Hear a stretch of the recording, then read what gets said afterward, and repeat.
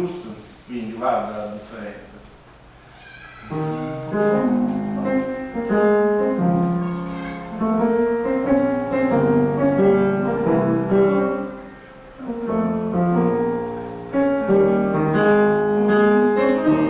Capito la differenza?